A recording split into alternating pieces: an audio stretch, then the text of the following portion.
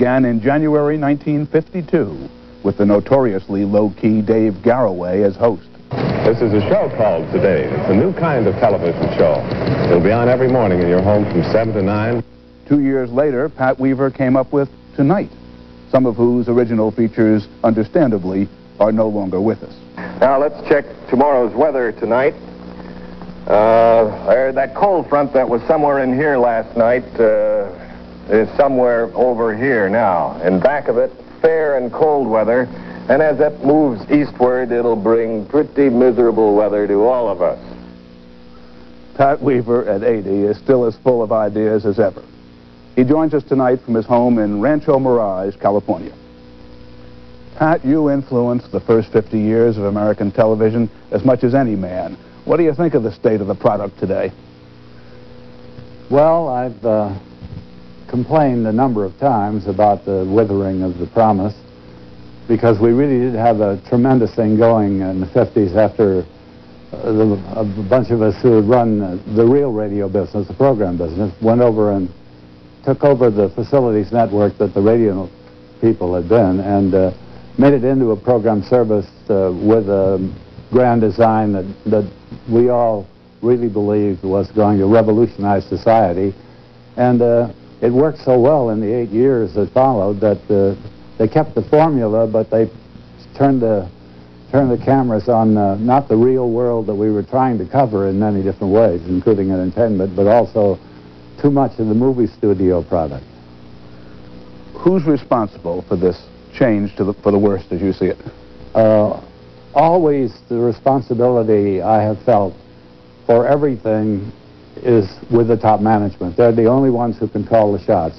You know, writers don't write for things that aren't commercially wanted. They write hour programs and half hours if that's what you want. If you want something else, that's what they'll write. It's the managements who lay out the design of the, and this is across all companies, not just entertainment and real world coverage, news and so on. You came out of advertising. You knew the business was about money. Why does that surprise you? Well, but when I started in radio, we still were doing the programming in the stations. I was with CBS Los Angeles. But by the time I got back to New York to do the Fred Allen Show, the agencies had taken over all of the programming. I became an advertising man. I came from a business family, of course, so I knew a lot about it. But I really became that because I worked at Y&R all those years on the plans board with people like George Gallup, head of research, and so on. And you just learned that business, and you learned about the total audience and the segments and how to reach Castoria audience and Saryutan audience, and you became a believer in reaching the total audience, and the concept of reach just disappeared from the managements that followed mine. Well, in the search for the total audience, was there a natural progression from Today and Tonight to Geraldo and Morton Downey Jr.? Well, hardly, but in radio, you know, we had the half-hour and hour shows where the sponsor and the agencies called the shots. In TV, we ran the programming and sold advertising minutes in show shows, for instance, and laid out designs that were of service to the people and would, we hoped, enrich and inspire and elevate standards and upgrade taste and all the desirable things. And I think that the denigration of the medium by going more and more to the yellow press side of the print world in television is a great mistake. Well, these executives today would argue that that's what the public wants, as their ratings demonstrate. How do you respond to that? I respond that the managements really don't understand the public in all its segments, as you have to know if you're in, say, the consumer goods industries or the advertising business. And sure, you can get good ratings. We always could with what we call the heavy listening and then the heavy viewing center.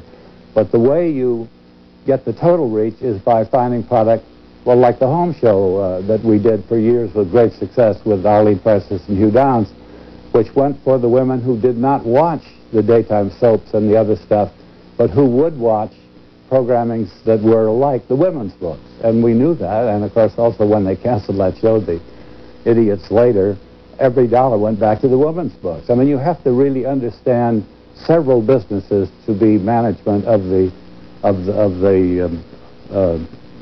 of television.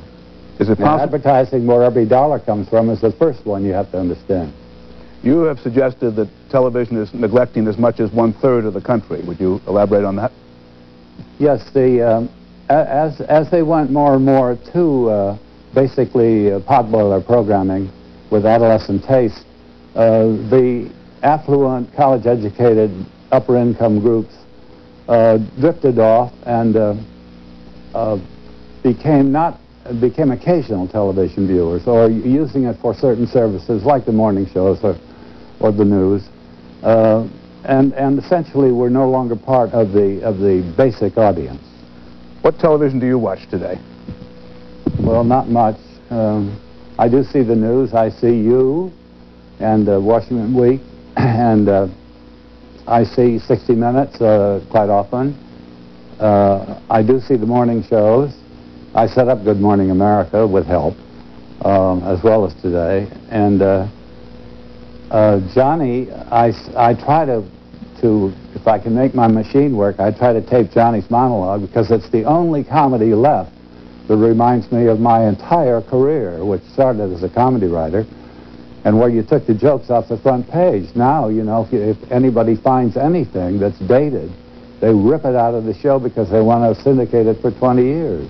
Pat Weaver. Wrong. Pat Weaver, delighted that you're in our audience. Your taste clearly is as good as ever. Thanks for being with us today. Thank you. Thank you.